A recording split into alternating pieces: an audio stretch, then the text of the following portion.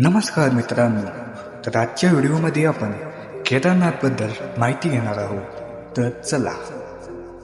केदारनाथ हे उत्तराखंडामधील एक प्रसिद्ध तीर्थक्षेत्र आहे जे भगवान शंकरांचे असून ते 12 ज्योतिर्लिंगापैकी एक आहे.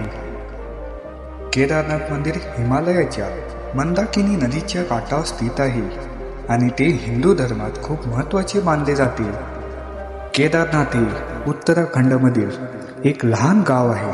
ते समुद्र सपाटीपासून 3583 मीटर उंचीवर हिमालयात मंदाकिनी नदीच्या काठावर वसलेले आहे. हे मंदिर भगवान शंकरांचे आहे आणि ते 12 ज्योतिर्लिंगापैकी एक आहे. केदारनाथ मंदिराची निर्मिती पांडवांनी केली होती आणि त्याचे पुनर्जीवन आद्य शंकराचार्यांनी केले असे मानले जाते.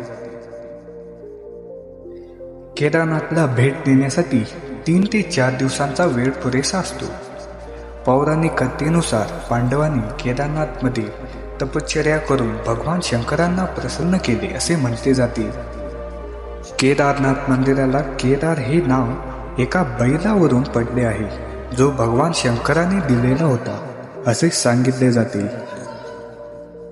केदारनाथ हिंदू धर्मातील सर्वात पवित्र स्थानांपैकी एक असून ते 12 ज्योतिर्लिंगापैकी एक तसेच पंचकेदार व छोटा धाम या तीर्थक्षेत्रांपैकी एक मानले जाते.